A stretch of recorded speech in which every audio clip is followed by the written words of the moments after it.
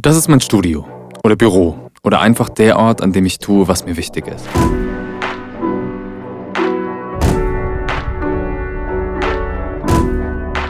Dieser Raum soll mich dabei unterstützen. Er muss nicht schön, sondern funktional sein.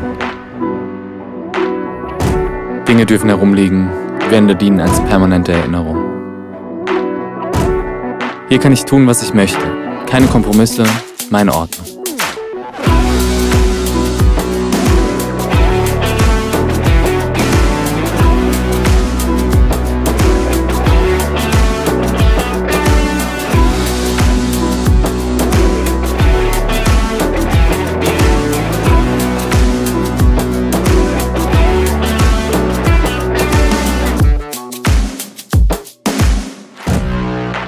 Ich kontrolliere das Licht, den Schall und den Hintergrund.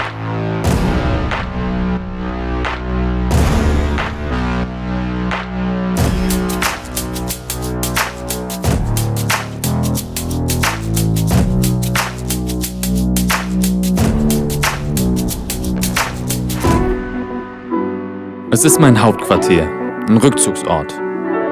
Funktional und für mich nötig, um glücklich zu sein. Um das zu tun, was mir wichtig ist.